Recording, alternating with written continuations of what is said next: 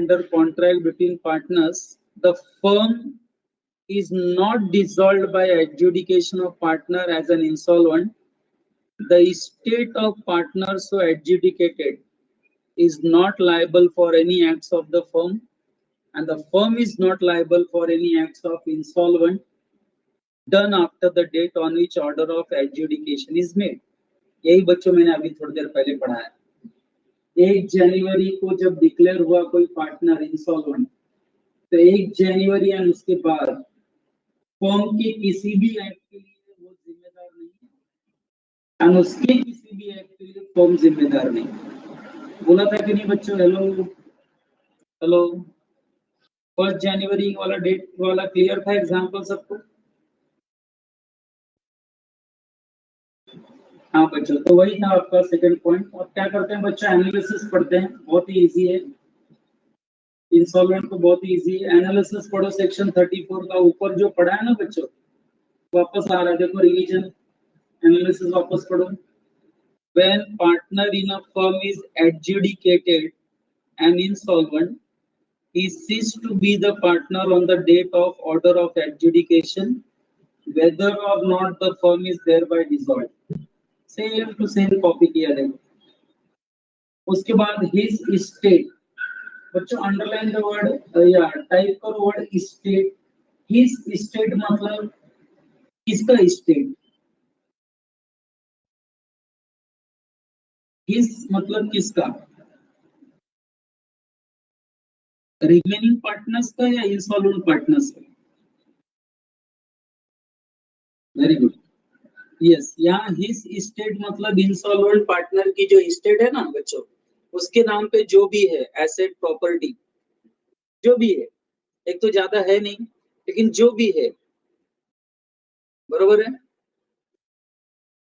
बच्चों. जिस दिन 1 जनवरी 2020 को जब राहुल सर डिक्लेयर हुए इंसॉल्वेंट, उस दिन उनके नाम पर जो भी एसेट प्रॉपर्टी है, जो भी था, that asset property will not be liable for any acts of the firm done after the date of order. यानी सिंपल भाषा में इंसॉल्वेंट पार्टनर की लाइबिलिटी 1 जनवरी एंड उसके बाद होने वाले किसी भी एक्ट के लिए बच्चों इंसॉल्वेंट पार्टनर या उसकी प्रॉपर्टी जिम्मेदार नहीं होगी. And firm is also not liable for any act of such partner after such date. बरोबर है. फिर ब्रैकेट में लिखा है whether or not under contract between partners the firm is dissolved by such adjudication. Okay. अच्छा बच्चों, मुझे इस पैराग्राफ में एक और पॉइंट पूछना है, मुझे जरा सोच समझ के आंसर देना. रॉन्ग हो जाएगा चलेगा.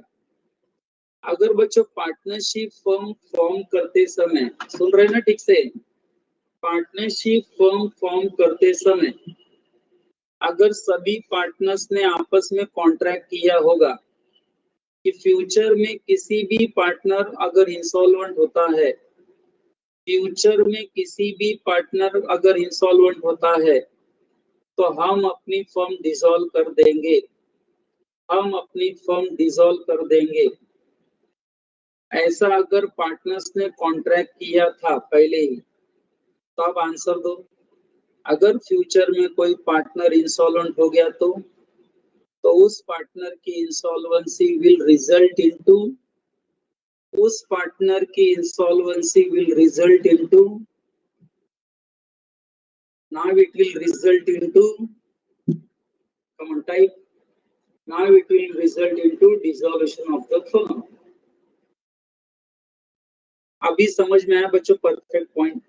हेलो, फर्म डिसॉल्व भी हो सकता है, नहीं भी डिसॉल्व हो सकता है, मैं जो बोल रहा था अभी परफेक्टली क्लियर हुआ बच्चों?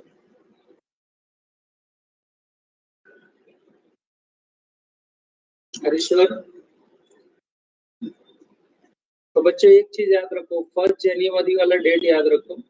1 जनवरी या उसके बाद फर्म के किसी भी एक्ट के लिए राहुल सर जिम्मेदार नहीं होंगे. एंड 1 जनवरी एंड उसके बाद राहुल सर के किसी भी एक्ट के लिए फर्म जिम्मेदार नहीं होगा, A1 जिम्मेदार नहीं होगा. ये अगर आपको समझ में आ गया तो सेक्शन 34 का मेन एनालिसिस आपने कवर कर लिया. बच्चों डायग्राम जो है वो आप पढ़ लेना घर पे, बराबर है। सेक्शन 34 खत्म। बच्चों जरा यस नो में आंसर दो। Have you understood section 34?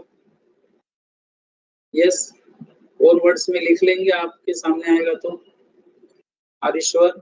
Diagram मैंने कहा, डायग्राम घर पे पढ़ लो आप लोग कि इंसॉल्वेंसी के इफेक्ट्स क्या होंगे। तो वो डिपेंड्स, बराबर है, उनके बीच में क्या एग्रीमेंट हुआ था, उसके हिसाब से बच्चों इस इंसॉल्वेंसी का इफेक्ट होगा, बराबर है। अकॉर्डिंगली बच्चों जो भी कॉन्ट्रैक्ट किया हो, डायग्राम में वही लिखा है। Now I come to section 35। बच्चों मुझे बताओ, आपने सीए फाउंडेशन में डेथ ऑफ पार्टनर का अकाउंट्स पढ़ा कि नहीं? Admission of partner, retirement of partner, seriously बताना, डेथ ऑफ पार्टनर का भी था केस अकाउंट्स में? Have you gone through accounts? Very good, wow, चलो बहुत बढ़िया।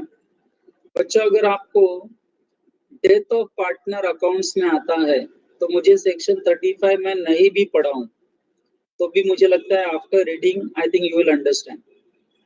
आई एम सीरियस बच्चों, मैं क्या बोल रहा हूँ बच्चों, अकाउंटिंग सबको समझ में आता है ना? मुझे ये बताओ, डेथ ऑफ पार्टनर में क्या होता है?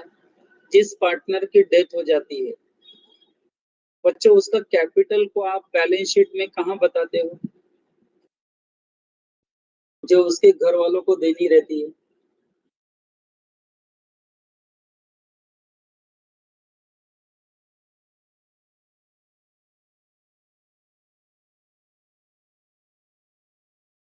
लोन, इसको लोन का ट्रीटमेंट देते कि नहीं हम लोग, as if it is outsiders loan.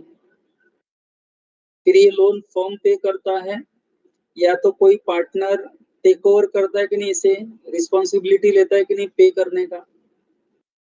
या तो फर्म पे करेगा या तो कोई और पार्टनर इसकी रिस्पॉन्सिबिलिटी लेता है कि नहीं पे करने का? याद करो, डेथ ऑफ पार्टनर सब आपने अकाउंटिंग में याद करो। वेरी गुड, ठीक है बच्चे, जान दो, ये तो मैंने ऐसे ही अकाउंटिंग में पूछ लिया। अब बच्चे एक और आंसर दो मुझे, आप अपना आंसर दो। अगर पार्टनरशिप फर्म में दो ही पार्टनर थे, हेलो, मैंने आपको एडमिशन के वक्त भी पढ़ाया था ये। अगर पार्टनरशिप फर्म में दो ही पार्टनर है, टू, एंड फ्यूचर में एक पार्टनर की डेथ हो जाती है तो दो में से एक पार्टनर की डेथ हो जाती है तो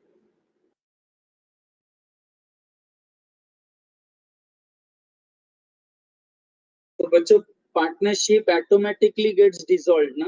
M I right? Partnership firm dissolve हो जाएगी अपने आप, बरोबर है। चलो एक आंसर आपने दे दिया, और एक आंसर दो बच्चों। मान लो 10 दिसंबर को एक पार्टनर की डेथ हो गई। डेट टाइप करो बच्चों, क्या डेट बताया मैंने? 10 दिसंबर को, एग्जाम्पल, एक पार्टनर की डेथ हो गई। तो जिस पार्टनर की डेथ हो गई, क्या उसके घर वाले या उसके लीगल रिप्रेजेंटेटिव या जिस पार्टनर की डेथ हो गई उसका स्टेट 10 दिसंबर के बाद होने वाले किसी भी एक्ट के लिए जिम्मेदार होगा? 10 दिसंबर के बाद होने वाले किसी भी एक्ट के लिए क्या उसके घर वाले जिम्मेदार होंगे? क्या उसका शेयर इन द प्रॉपर्टी जिम्मेदार होगा?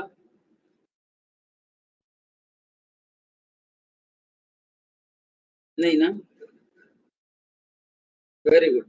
तो बच्चों सेक्शन 35 का मेन आइडिया यही है कि जिस दिन किसी पार्टनर की डेथ हो जाती है, अब डेथ होने के बाद पार्टनर डिसॉल्व हो, पार्टनरशिप फॉर्म डिसॉल्व होता है कि डिसॉल्व नहीं होता है बच्चों, ये अलग बात हो जाएगी।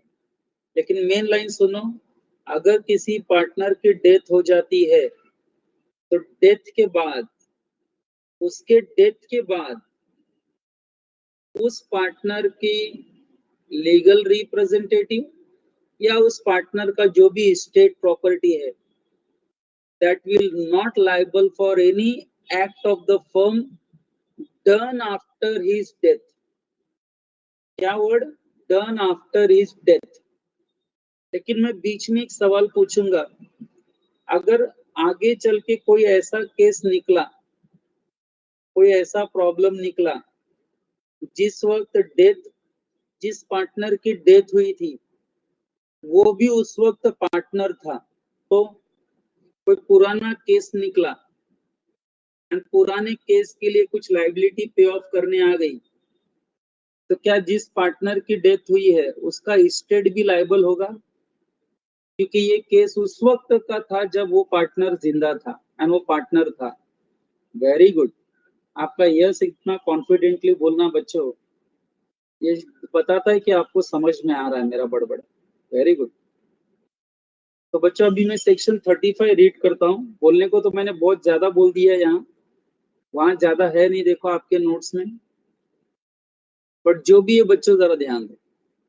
Section 35, where under contract between partners, where under contract between partners the firm is not dissolved by the death of partner, जहां बच्चों फर्म डिसॉल्व नहीं होती है bye death of partner, the state of deceased partner. बच्चों type करो deceased partner मतलब state, आप समझते हो उसकी एसेट प्रॉपर्टी, उसका शेयर।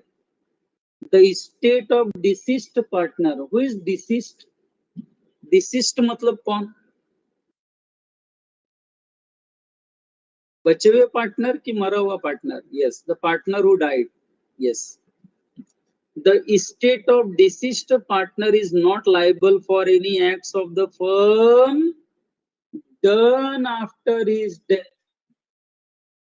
आफ्टर की जगह अगर बिफोर कोई बात आ गई तो, बिफोर वाला बात आ गया तो, हेलो, अगर कोई बिफोर वाला केस आ गया तो क्या इस मरे हुए पार्टनर का स्टेट लायबल होगा?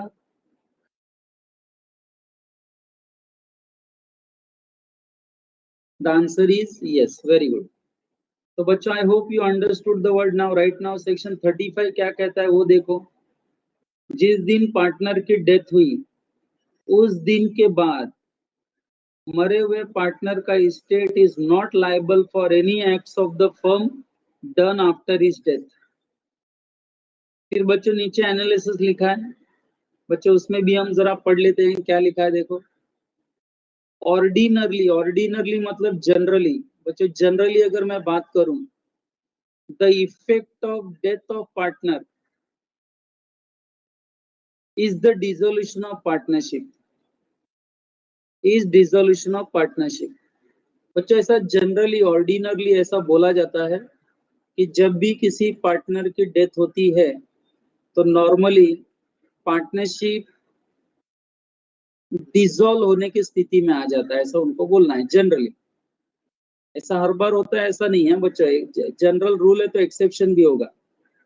Ordinarily, the effect of death of partner is the dissolution of partnership, but the rule in regard to dissolution of partnership by death is subject to contract between the parties, and partners are competent to agree that death of one will not have the effect of dissolving partnership as regards the surviving partners unless the firm consists of only two partners, unless the firm consists of only two partners। बच्चों मुझे ये बताओ, अगर किसी partnership firm में 4 partners हैं, A B C D, चारों partners ने पार्टनरशिप फर्म बनाते समय कॉन्ट्रैक्ट किया था, एग्रीमेंट किया था कि किसी भी पार्टनर की डेथ हो जाएगी चारों में से तो हम अपनी फर्म को डिसॉल्व नहीं करेंगे, हम अपनी फर्म को डिसॉल्व नहीं करेंगे। Remaining 3 partners, surviving partners firm के बिजनेस को आगे बढ़ाएंगे। बच्चों नॉर्मली अगर ऐसा कॉन्ट्रैक्ट किया है पार्टीज ने तो आप बताओ किसी पार्टनर के डेथ के बाद फर्म डिसॉल्व हो जाएगी कि विल कंटिन्यू? अब बताओ, फर्म डिसॉल्व हो जाएगी कि it will continue? It will continue.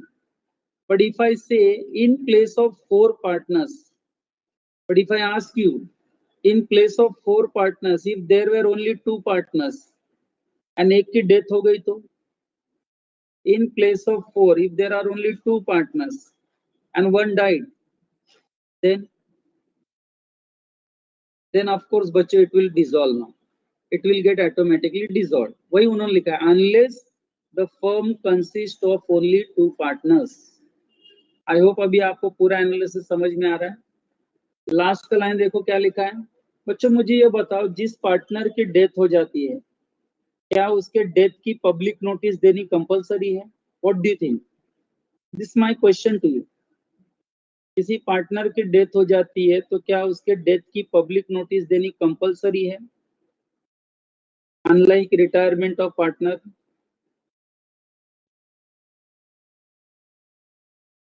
That is my question बच्चों, I am asking you.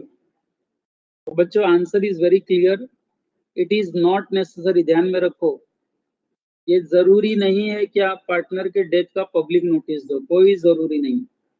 Disha active partner है तो भी कोई जरूरी नहीं है. चलो, जब कोई पर्सन ही नहीं है तो आप उसकी लायबिलिटी कैसे फिक्स कर सकते हैं? अभी अभी सेक्शन 35 में हमने पढ़ा, पार्टनर की जिस दिन डेथ हो जाती है उसके किए गए किसी भी एक्ट के लिए, फर्म की किसी भी एक्ट के लिए वो जिम्मेदार नहीं होगा. तो इसमें पब्लिक नोटिस देने का कोई सवाल ही नहीं उठता Disha. Okay, don't worry, no problem, mistake होने दो, कोई प्रॉब्लम नहीं. तो बच्चों लास्ट का टू लाइंस देखो क्या लिखा है. In order that the estate of deceased partner may be absolved from liability for future obligation of the firm, it is not necessary to give any notice. It is not necessary to give any notice either to the public or to the person having dealing with the firm. ये ना तो किसी partner को आपस में notice देने की जरूरत है, ना पब्लिक को नोटिस देने की जरूरत है, कोई जरूरत नहीं है नोटिस देने की. अब बच्चे एक क्वेश्चन आया आपके सामने, एग्जाम्पल आया एक्चुअली. अब आपको एग्जाम्पल में कुछ फाइनली एक डिसीजन लेना है, बट ये एग्जाम्पल को जरा अंडरस्टैंड करना पड़ेगा. बच्चे एग्जाम्पल को अंडरस्टैंड करो. X was partner in a firm.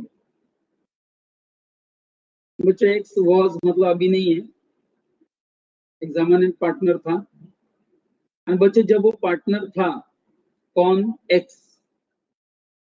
उस वक्त फर्म ने गुड्स का ऑर्डर दिया था, फर्म ने सप्लायर को गुड्स का ऑर्डर दिया था.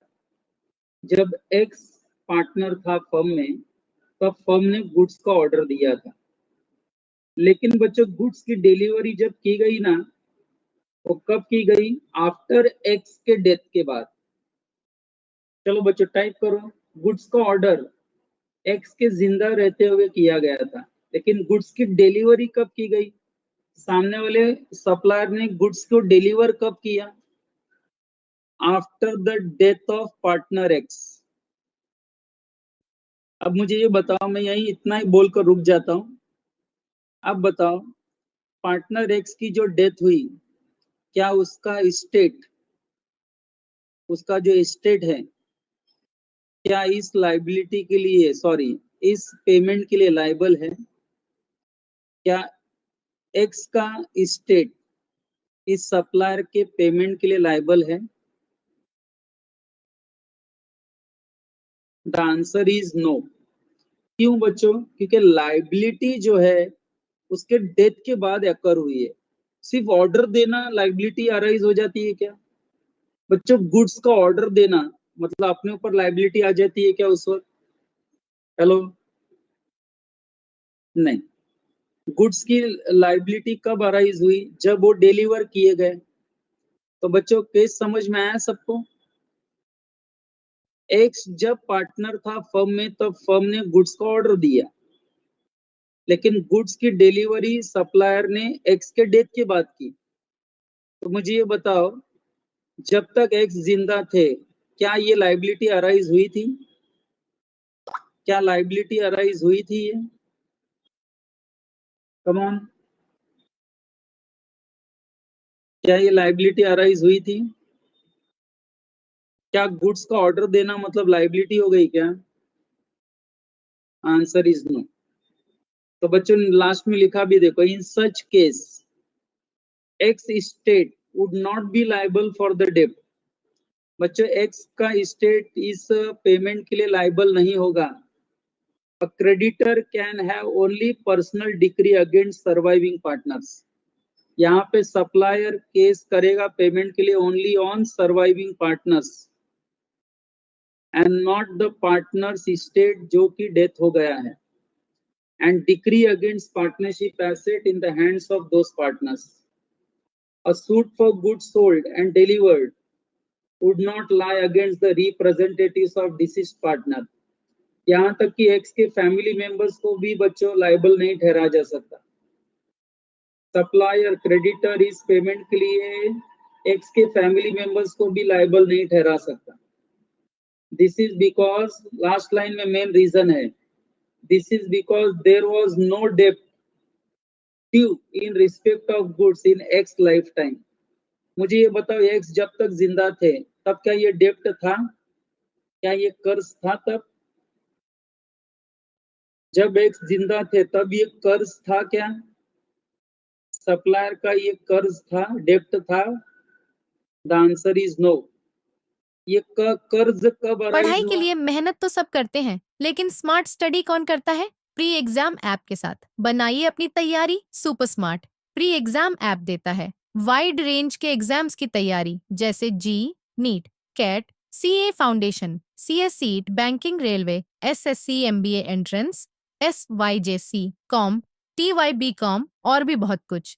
Chapter wise tests and mock tests, detailed performance analysis, और अब तैयारी होगी एकदम परफेक्ट. कहीं भी कभी भी पढ़ाई करें. और एक विशाल क्वेश्चन बैंक आपकी तैयारी को बनाए आसान. इंस्टेंट इवैल्यूएशन से तुरंत जानिए अपनी परफॉर्मेंस और पाएं पर्सनलाइज्ड फीडबैक. तो अब देरी किस बात की? प्री एग्जाम ऐप डाउनलोड करें और अपने नाम से रजिस्टर्ड करें और एक विशाल क्वेश्चन बैंक बिल्कुल फ्री और अपनी सफलता की कहानी लिखें. लिंक डिस्क्रिप्शन में है. प्री एग्जाम ऐप स्मार्ट तैयारी का कर्ज साथी. कब अराइज हुआ? गुड्स डिलीवरी करने के बाद. गुड्स डिलीवरी करेंगे तभी ये कर्ज हुआ ना. एंड बच्चों, गुड्स की डिलीवरी कब हुई? गुड्स की डिलीवरी कब हुई? After the death of partner X. Am I right? After the death of partner X. तो पार्टनर के एक्स के डेथ के बाद जब गुड्स की डिलीवरी हुई, इसका मतलब X is not at all responsible for this death. X का estate is not at all responsible for his this particular death, not even his family members. बच्चों, hope you understood this example everyone. Yes no जरा लिखो.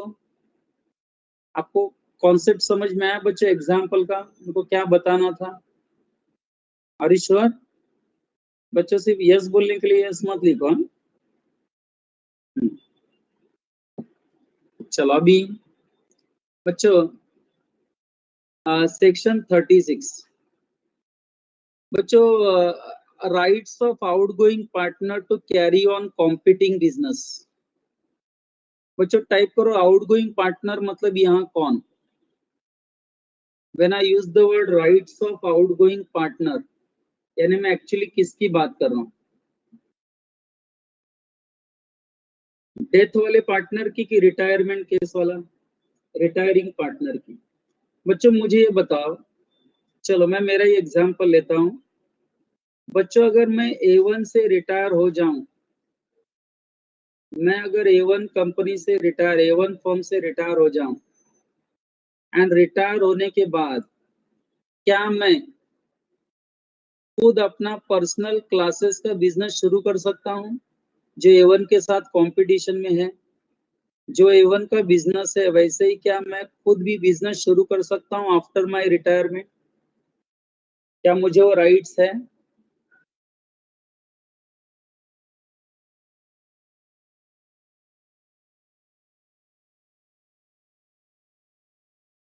अरे बच्चों, मैं आपको एक सवाल पूछता हूँ. A1 में मैं 15 साल से क्लासेस से रिलेटेड काम कर रहा था. 15 साल के बाद जब मैं रिटायर हो जाऊंगा, नहीं सुनो, नहीं सुनो, 15 साल के बाद जब मैं रिटायर हो जाऊंगा तो बच्चों मेरा एक्सपीरियंस किस काम में रहेगा? क्लासेस वाले काम में ही रहेगा ना. हेलो. मैं अभी भाजी तो बेच नहीं सकता हूँ, फ्रूट बेच नहीं सकता हूँ। मेरा जो एक्सपीरियंस होगा बच्चों, मैं वही काम करूंगा। तो आपको ऐसा नहीं लगता कि A1 से रिटायरमेंट लेने के बाद मैं अपना खुद का क्लासेस शुरू कर सकता हूँ, कॉमर्स क्लासेस, क्योंकि मुझे एक्सपीरियंस उसी काम का है। Don't you think so? ये मेरा राइट है। अब A1 के साथ ही कॉम्पीट कर रहा है तो उसमें मैं क्या कर सकता हूँ? बट बच्चों, I have right to start. बच्चों बहुत ध्यान से सुनना। I have right to, I मतलब outgoing partner, retired partner. Retired partner बच्चों चाहे तो रिटायरमेंट के बाद same to same business start कर सकता है जो उसके फर्म में वो करता था। ऐसे बिजनेस का वो एडवर्टाइजमेंट भी कर सकता है। बस यहाँ पर करना क्या है, आउटगोइंग पार्टनर को पता है कि उसको पुराने फर्म का नाम यूज नहीं करना है। पुराने फर्म का नाम यूज नहीं करने का है। पुराने फर्म में मैं आज भी पार्टनर हूं, ऐसा कहीं एक्टिंग करने का नहीं। एंड तीसरा, पुराने फर्म के किसी भी कस्टमर के पीछे भागने का नहीं। अगर बच्चों ये 3 कंडीशन गिरीश सेटिस्फाई करता है तो आपको लगता नहीं गिरीश कॉम्पिटिंग बिजनेस स्टार्ट कर सकता है?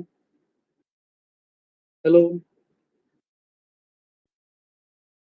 बच्चों, क्लिक हुआ सेक्शन 36?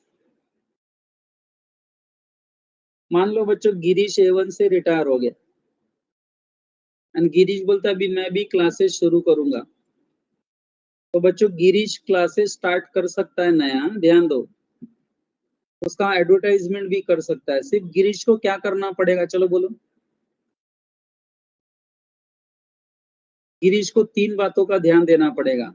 क्या बोलो? अगर गिरीश को बिजनेस शुरू करना है which is competing of A1, तो गिरीश को 3 बातों का ध्यान रखना पड़ेगा। पहला बोलो क्या? गिरीश ने A1 का नाम यूज नहीं करने का। सही है? गिरीश ने A1 का नाम यूज नहीं करने का। दूसरा, गिरीश ने किसी के सामने ऐसा एक्टिंग नहीं करने का कि वो A1 का आज भी पार्टनर है। एंड तीसरा, तीसरा बच्चों, गिरीश ने A1 के स्टूडेंट्स को कभी फोन नहीं करने का, उनके पीछे भागने का नहीं। बरोबर है?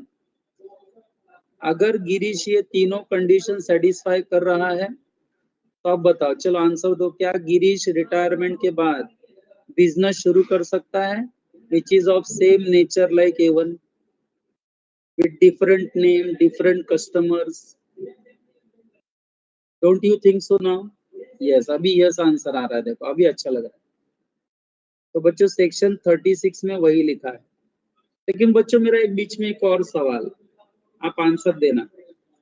अगर गिरीश, पार्टनर गिरीश A1 से रिटायर होते समय अगर गिरीश खुद ही एग्रीमेंट करके देता है बाकी पार्टनर्स को, या गिरीश खुद ही एग्री करता है कि मैं रिटायर होने के बाद A1 के जैसा कोई भी कॉम्पिटिंग बिजनेस शुरू नहीं करूंगा पर्टिकुलर एरिया में या पर्टिकुलर पीरियड में, मैं कोई भी ऐसा बिजनेस शुरू नहीं करूंगा, ऐसा गिरीश खुद प्रॉमिस करता है एंड प्रॉमिस करके रिटायर होता है। अब बोलो, अब गिरीश ने अगर वैसा ही बिजनेस शुरू किया तो क्या A1 के बाकी पार्टनर्स गिरीश को ये बिजनेस करने से रोक सकते हैं?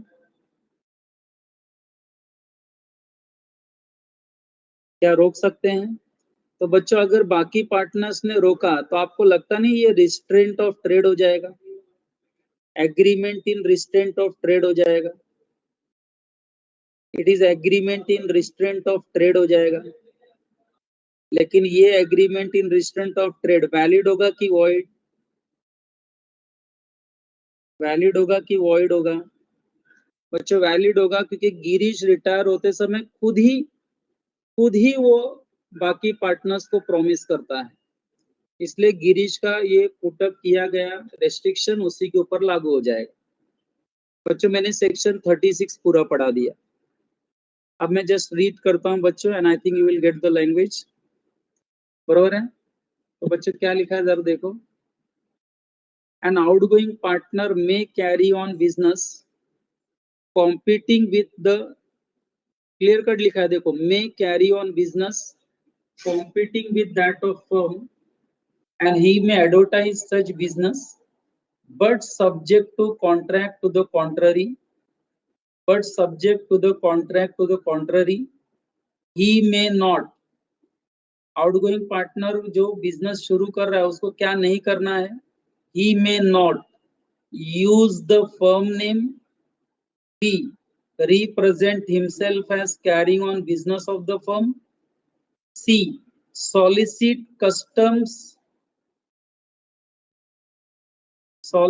the customers, बच्चों स्पेलिंग मिस्टेक है, solicit the customers or persons, ऐसा वर्ड होना चाहिए, solicit the customers or persons, typing mistake है, solicit the customers or persons who are dealing with the firm before he cease to be a partner. So next line, agreement in restraint of trade. A partner may make an agreement.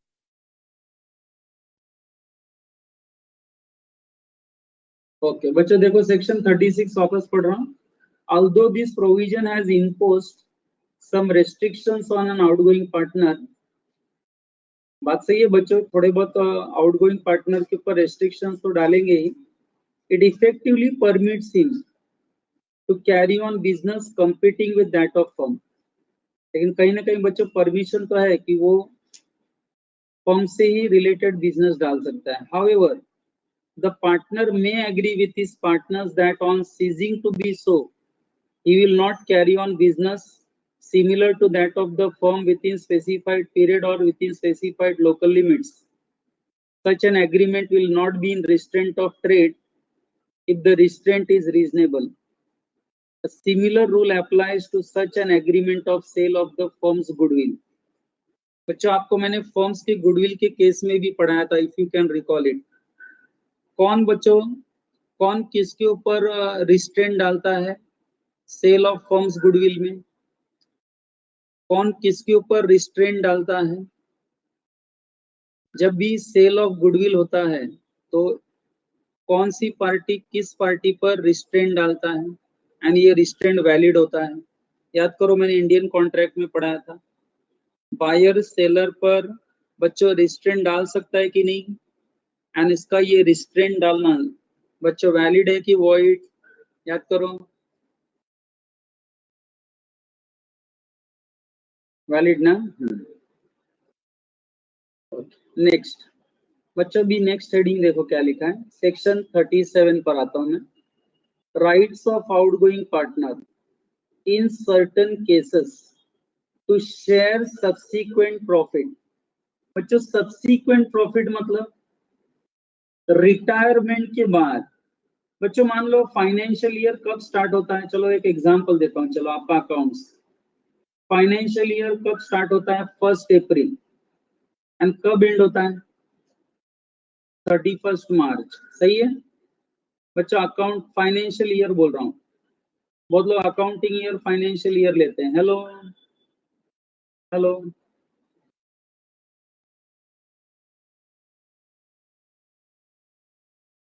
हाँ बच्चों अब मुझे ये बताओ, अगर मैं कहूँ financial year 2019-20, तो बताओ कौन से दिन स्टार्ट होगा और कौन से दिन खत्म होगा. टाइप करो फाइनेंशियल ईयर 2019-20, चलो टाइप करो, let us see your accounts knowledge.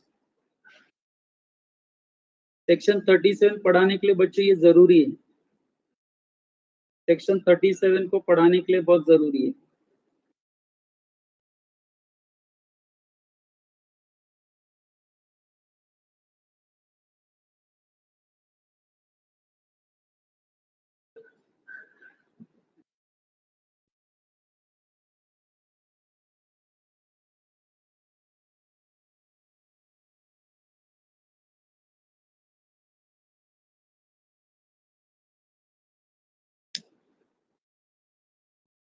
क्या हुआ, नहीं हो रहा है? अरे फाइनेंशियल ईयर 2019-20 बोला मैंने, क्या टाइप हो रहा है? 1 अप्रैल 2019 to 31 मार्च 2020। यस, मुझे वो ईयर के साथ चाहिए था, पार्थ ईयर के साथ चाहिए था। 1 अप्रैल 2019 to 31 March 2020। Very good, very good. अब बच्चों सुनो, बच्चों इस फाइनेंशियल ईयर में गिरीश ने रिटायरमेंट ले ली। एंड बच्चों गिरीश ने A1 से रिटायरमेंट कब ली पता है आपको? 31 दिसंबर 2019 को।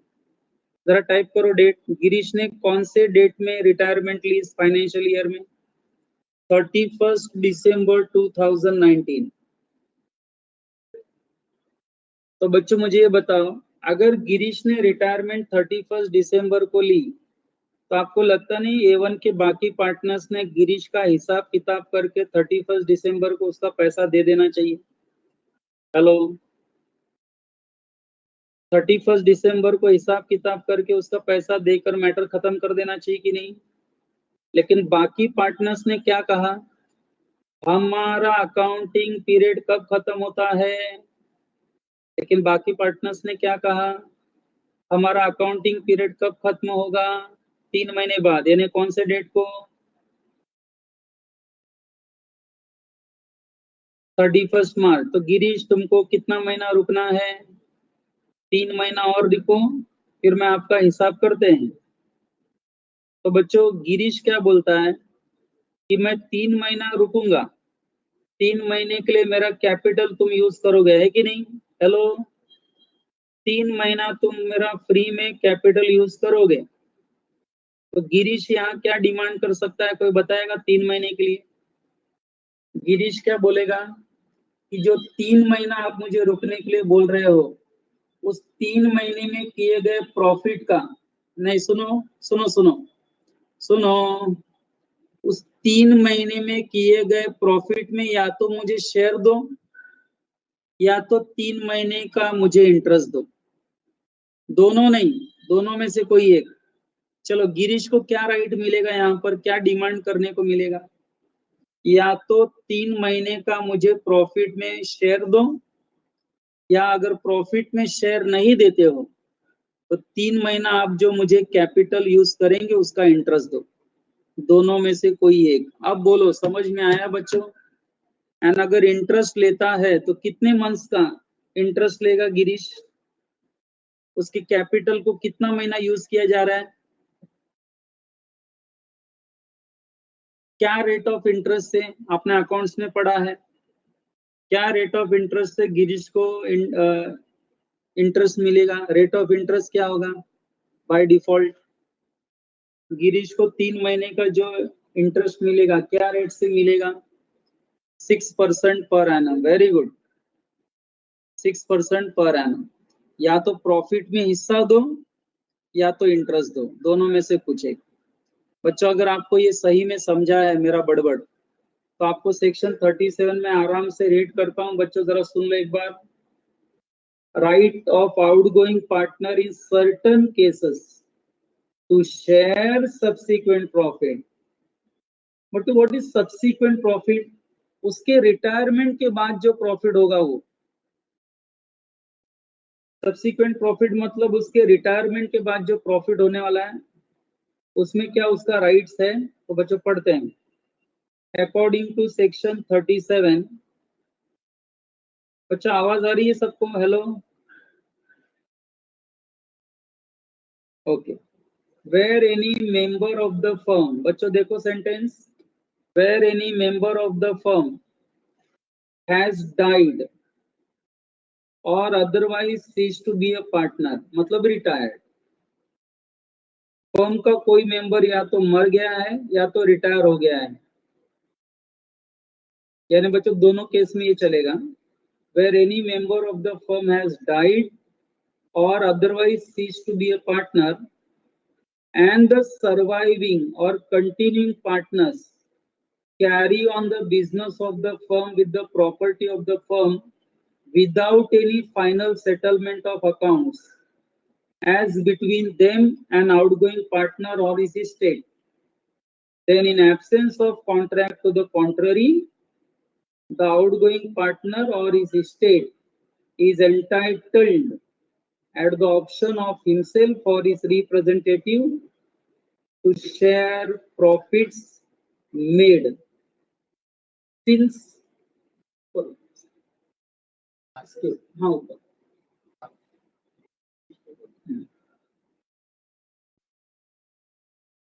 to share profits made since he ceased to be a partner, as may be attributable to the use of his share of the property of the firm, or to interest at the rate of 6% per annum on the amount of his share in the property of the firm. बच्चों जरा seriously बोलो, मैंने केवल read किया लेकिन आपको समझा ये क्या था पैराग्राफ में? बच्चों ये रूल रिटायर्ड पार्टनर को भी मिलेगा, राइट, एंड किसी डिसिस्ड पार्टनर के लीगल रिप्रेजेंटेटिव को भी मिलेगा, दोनों के लिए law remain same. Hello, section 37 का फर्स्ट पैराग्राफ क्लियर हुआ बच्चों? टाइप करो जरा, यस नो। बच्चों दोनों मिलेगा क्या? प्रॉफिट में भी शेयर मिलेगा, इंटरेस्ट भी मिलेगा क्या?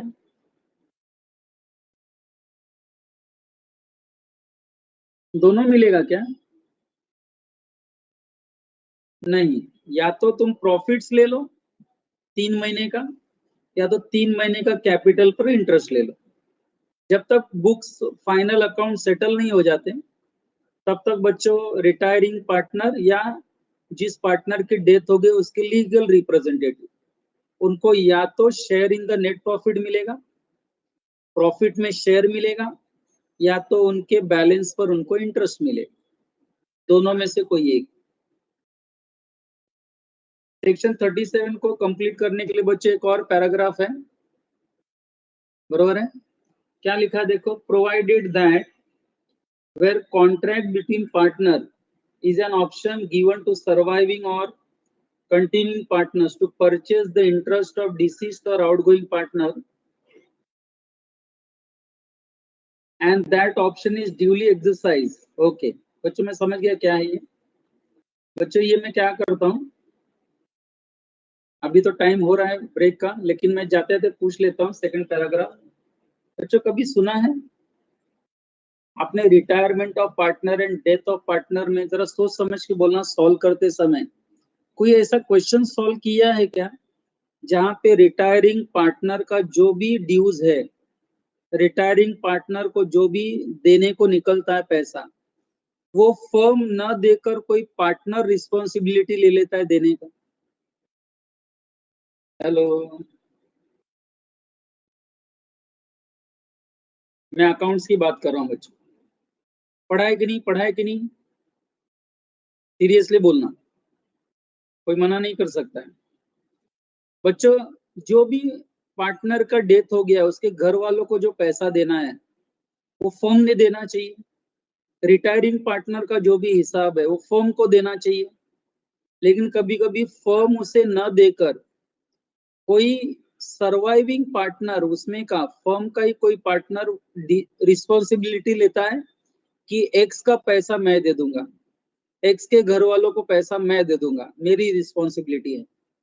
तो बच्चों ऐसे केस में फर्म क्या जर्नल एंट्री पास करती है बुक्स में, बताओ जरा, ऐसे केस में क्या जर्नल एंट्री पास होती होगी? मान लो बच्चों एक्स का शेयर वाई ने रिस्पॉन्सिबिलिटी लिया पे करने का, एक्स रिटायर्ड हो रहा है, उसका पैसा पूरा देने का वाई रिस्पॉन्सिबिलिटी ले रहा है, तो बताओ बच्चों फर्म जर्नल एंट्री क्या पास करेगा? पार्टनरशिप फर्म में जर्नल एंट्री क्या आएगी? होने दो रॉन्ग, मैंने कहा होने दो रॉन्ग, चलेगा बोलो बच्चों। पार्टनर वाई ने रिस्पॉन्सिबिलिटी लिया कि मैं एक्स का पूरा पेमेंट कर दूंगा,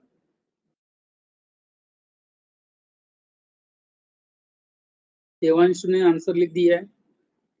पार्थ मेहता बोलते हैं नो एंट्री। पार्थ फर्म की बुक में आएगा नहीं रे बाबू मेरे entry,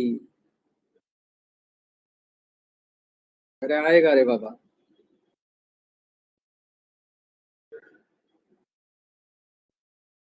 X account debit to Y account. Disha, you are right. Devanshu, you are absolutely right. X to Y, X to Y. And बच्चों फर्म ने कैश पे किया होता तो इनको तो एंट्री क्या आती फर्म में? चलो पार तुम आंसर दो, अगर फर्म ने पे किया होता कैश में तो फर्म ने पे किया होता, अगर फर्म ने खुद पे किया होता तो उसका हिसाब किताब पूरा फाइनल करके उसको पैसा दिया होता तो आपको ऐसा नहीं लगता पार्टनरशिप फर्म बुक में क्या एंट्री पास करेगा? एक्स कैपिटल अकाउंट डेबिट या एक्स लोन अकाउंट डेबिट जो भी है to cash and bank. Yes exactly. तो बच्चों आपको लगता नहीं मैंने सेकंड पैराग्राफ आपको पढ़ा दिया एग्जाम्पल लेकर? हेलो, सेक्शन 37 का आपको ऐसा नहीं लगता मैंने सेकंड पैराग्राफ पढ़ा दिया? कोई पढ़ने वाला हूँ बच्चों, डोंट वरी, पढ़ के भी बताऊंगा, अलग बात है, बट आपको लगता है मैंने क्या एक्सप्लेन किया ना, आपको कुछ समझा ही? Hello hello hello, are you sure? Yes बोलो जरा, तो मैं स्टॉप करता हूँ, 10 मिनट का ब्रेक दे देता हूँ आपको. आते ही बच्चे इसको पढ़ेंगे हम लोग ब्रेक से. चलो